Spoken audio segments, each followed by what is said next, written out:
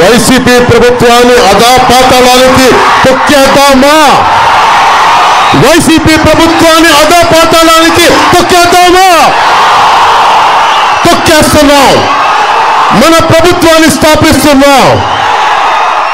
రాజంపేట నియోజకవర్గం మనకి చాలా కష్టాలు ఉన్నాయి. ఇక్కడ దీనికి ఇన్ని లక్షల మంది 2.5 లక్షల మంది ప్రజలు ఉన్నారు. అన్ని కులాలకు సంబంధించిన ప్రజలు ఉన్నారు. కానీ రాజ్యాధికారం అంతా కొద్దిమంది చేతుల్లోనే ఉంది. ఇది మారాల్సిన సమయం ఆసన్నమైంది. నేను మన రాష్ట్రం కోసం, మన నేల కోసం, మన కష్టాల కోసం వైసీపీ వ్యతిరేక ఓటు చీలకూడదని చెప్పి ఈ రోజున మీ అందరి ముందు వచ్చాను. జగన్ మార్చిన 70 నియోజకవర్గాల్లో ఓడిపోతున్నామని తెలిసి ఎమ్మెల్యేని మార్చిన నియోజకవర్గాల్లో రాజంపేట మొదటిది.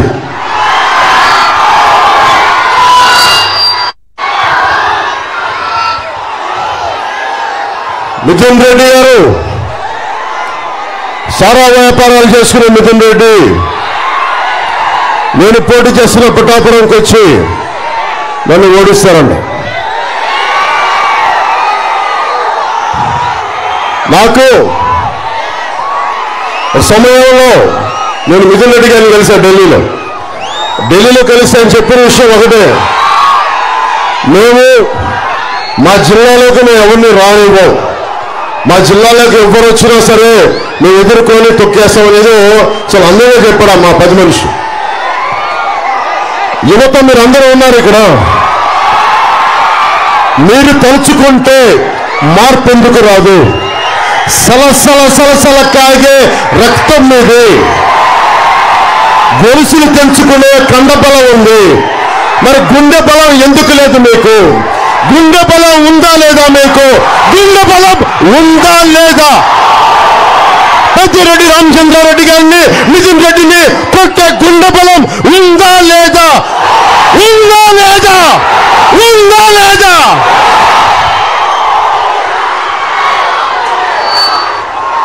మేడం మల్లిక్ అయిపోయారు.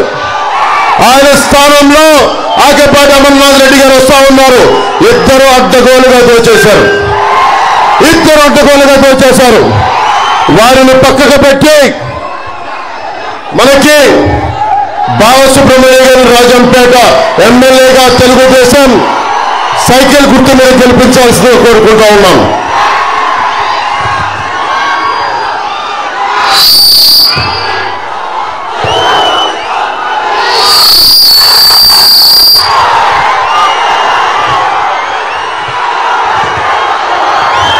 రాజంపేట అలాగే నాకు జెండా కింద నిమిషం చుట్టేసి జెండా చిన్న చుట్టే మాట చుట్టే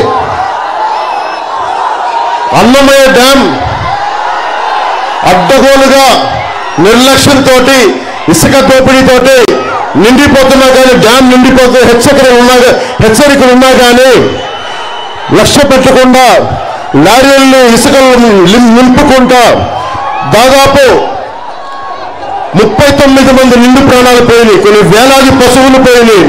9 గ్రామాలు సర్వంగా మునిగిపోయినాయి.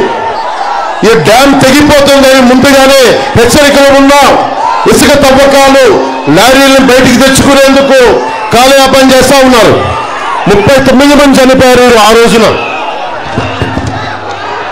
భారీ వర్షాల కారణంగా 15వ తేదీకే డ్యామ్ నిండిపోయిందని చెప్తా ఉంటే కూడా లష్కర్ రామయ్య గారు, ఒక సగటు లష్కర్, సామాన్య లష్కర్ రామయ్య గారు ఆయన ప్రాణాల వల్ల, ఆయన చెప్పిన హెచ్చరికల వల్ల ఈ రోజున మిగతా వాళ్ళంతా బట్టగట్టారు. కానీ రాష్ట్ర ముఖ్యమంత్రి పేదలంటే ప్రేమ, ఎస్సీలంటే ప్రేమ, నాకు అన్ని కులాలంటే ప్రేమ అని చెప్పేవాడు అందరినీ గాలి వదిలేశారు. లష్కర్ రామయ్య గారు చేసిన దానికి నేను గుర్తించి, ప్రాణాలను కాపాడినందుకు గుర్తించి ఆయనకి 2 లక్షల రూపాయలు జనసేన పార్టీ తరఫున నేను ఆయనకి ఇచ్చి ఆయనకి శాలువా కప్పి సత్కారం చేశాను.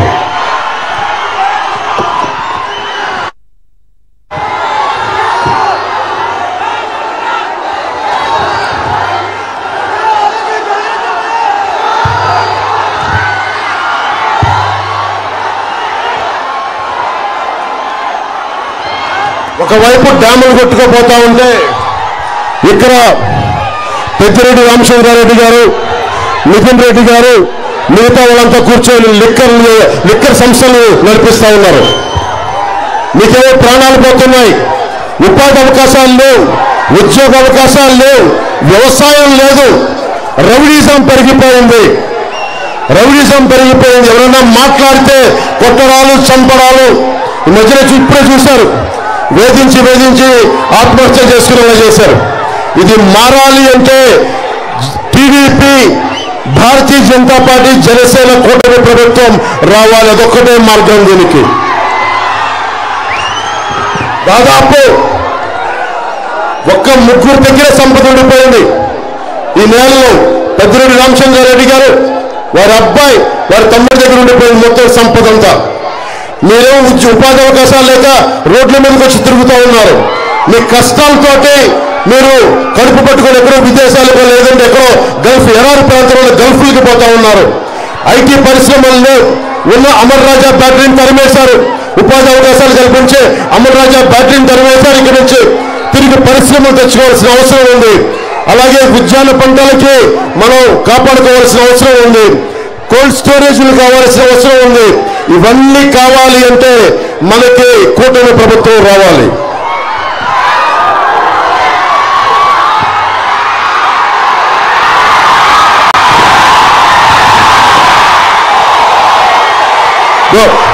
ఆ పచ్చబట్లు పడిపించుకొని ఇది విసిరే ముందు ఎలక్షన్లు వస్తా ఉన్నాయి. ఎలక్షన్ వస్తే పెద్దిరెడ్డి, మిథున్ రెడ్డి మీద కోపం చూపించు. పెద్దిరెడ్డి, మిథున్ రెడ్డి మీద, వాళ్ళ తమ్ముడి మీద, ఆకిపాటి అమర్నాథ్ రెడ్డి గారి మీద, వాళ్ళ మీద చూపించండి. వాళ్ళ మీద కసి చూపించండి. మార్పు తీసుకురండి. కూటమి ప్రభుత్వాన్ని తీసుకురండి. 10,000 కోట్ల రూపాయలు జీఎస్టీ కొట్టిన కూటమి బిల్లు. ఈ గుంపు 10,000 కోట్ల రూపాయలు జీఎస్టీ కొట్టారు. ఇది ఏదైనా మాట్లాడితే రౌడీజం తగ్గిపోయింది, ఫ్యాక్షనిజం తగ్గిపోయిందంటే పెద్దిరెడ్డి రామచంద్రారెడ్డి గారు మళ్ళీ రౌడీజం, మళ్ళీ ఫ్యాక్షనిజం పట్టుకొచ్చారు. మరి ఏం తీసుకురావాలి? కూటమి ప్రభుత్వాన్ని తీసుకురావాలి. ఫ్యాక్షనిజం పోవాలి. రౌడీజాన్ని ఉక్కుపాదంతో కింద తొక్కాలి అంటే మనకి కూటమి ప్రభుత్వం రావాలి. కిరణ్ కుమార్ రెడ్డి గారు ఎంపీ కావాలి. బాలసుబ్రహ్మణ్యం గారు ఎమ్మెల్యే కావాలి. రాష్ట్రం అంతా తెలుగుదేశం, జనసేన, బీజేపీ కూటమి ప్రభుత్వం రావాలి.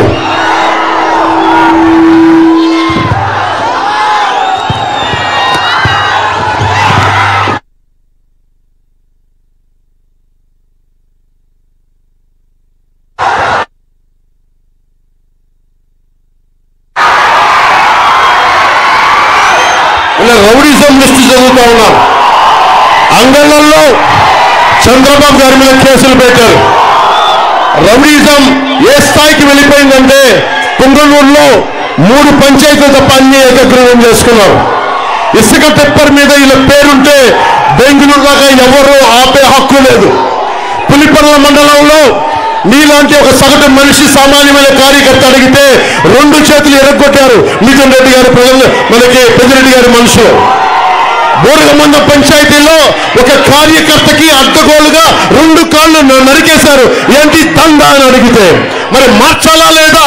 పెద్దిరెడ్డి రామచంద్రారెడ్డి గారిని, మిథున్ రెడ్డి గారిని కిందకి తీసుకురావాలా లేదా? మీకుందా కోపం?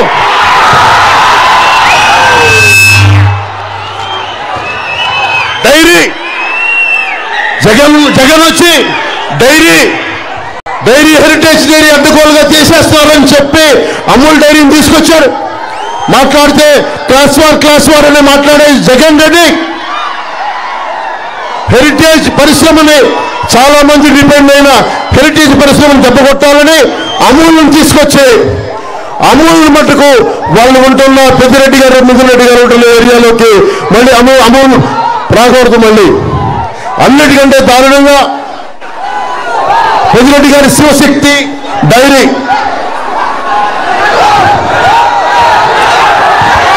నేషనల్ డైరీ డెవలప్మెంట్ బోర్డు ఆధ్వర్యంలో నిర్వహిస్తూ ఉన్నారు. మహిళా సంఘాలు నిర్వహిస్తున్న శ్రీచ డైరీ 2018 వరకు సోమన మండలంలో 5,000 లీటర్ల పాలని సేకరించేవాళ్ళు. కానీ వాళ్ళను కూడా భయపెట్టి ఈ రోజున వాళ్ళని కూడా ఆఫ్ చేయించేశారు. జగన్ మాట్లాడే క్లాస్ వారు ఎక్కడ? సగటు మనిషి ఆడపడుచులు పుట్టే జగన్ నీకు క్లాస్ వార్ గురించి మాట్లాడే హక్కే లేదు. శ్రీజ డైట్ ని సమూలంగా నాశనం చేసిన నీకు క్లాస్ వార్ గురించి మాట్లాడే హక్కు లేదు.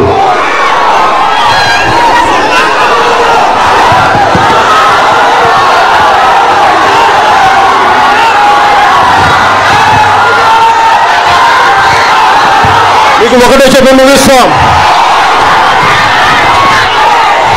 మనకు ఉపాధి అవకాశాలు కావాలంటే కూటమి ప్రభుత్వం రావాలి. పరిశ్రమలు రావాలంటే కూటమి ప్రభుత్వం రావాలి. నేను మీకు మాటిస్తున్నా, ఏ హామీలు మనకి అందుబాటులో లేకపోయినా జరగకపోయినా నేను వచ్చి మీకు వచ్చి న్యాయం చేస్తాను. మీ గొంతు అసెంబ్లీలో వినిపిస్తాం, మీ గొంతు పార్లమెంట్లో వినిపిస్తాం. ముఖ్యంగా మనకి ఒంటిమిట్ట రామాలయం ఉంది, అన్నమాచార్యులు ఉంది, భక్త కన్నప్ప గారు అల్లు తిరిగిన నేల ఇది. ఇలాంటి చోట మీరు కిరణ్ కుమార్ రెడ్డి గారిని ఎంపీగా గెలిపించిన వెంటనే మనకి పర్యాటక శాఖగా కింద సోమశిల బ్యాక్ వాటర్ ప్రాంతం ఉంది. దాన్ని పూర్తి స్థాయిలో అభివృద్ధి చేయలేదు. దానిని నందలూరు, సౌమ్యనాథ ఆలయం, సిద్ధవటం కోట, ఆ ప్రాంతంలోని బౌద్ధారామాలు, ఒంటిమిట్ట క్షేత్రం, ఇలా ఈ ప్రాంతాన్ని టెంపుల్ టూరిజం గా డెవలప్ చేయొచ్చు. నరేంద్ర మోదీ గారి ఆధ్వర్యంలో ప్రసాద్ స్కీమ్ అనేది ఉంది.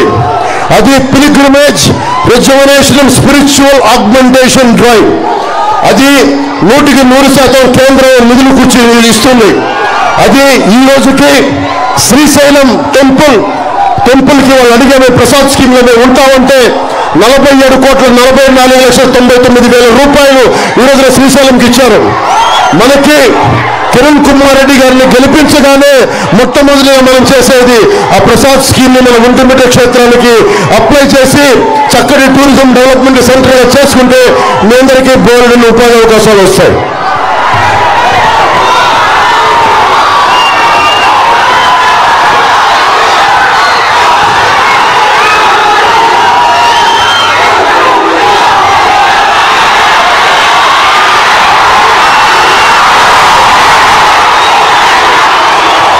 మీ శక్తి, మీ బలం, ఆడబిడ్డల ప్రాణ సంరక్షణ, ఉపాధి అవకాశాలు.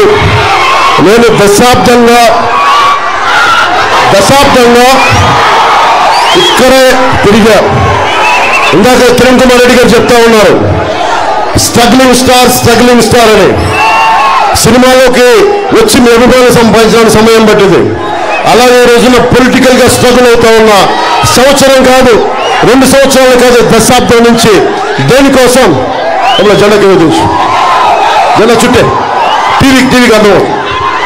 ఎందుకున్నానంటే మీ భవిష్యత్తు కోసం దారి పొడవుతా ఆడబిడ్డలు, ఆడపడుచులు అందరూ మద్దతు తెలుపుతా ఉన్నారు. వారందరికీ నా కృతజ్ఞతలు, వారందరికీ నా ధన్యవాదాలు. నేను చెప్తున్నా, నిన్న విజయనగరం ఉభయం కోస్తా అంతా మొత్తం సమూలంగా వైసీపీని తుడిచిపెట్టేస్తున్నాం. కూటమి ప్రభుత్వం వస్తుంది, ఒక్క సీటు రాదు అక్కడ.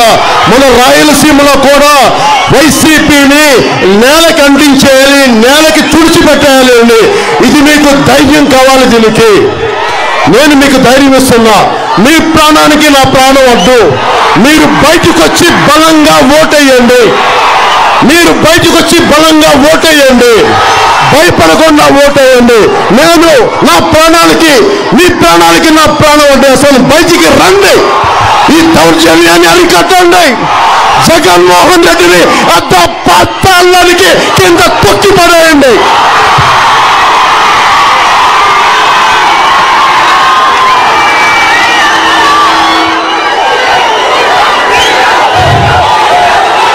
జై టీడీపీ, జై బీజేపీ, జై జనసేన, జై హింద్.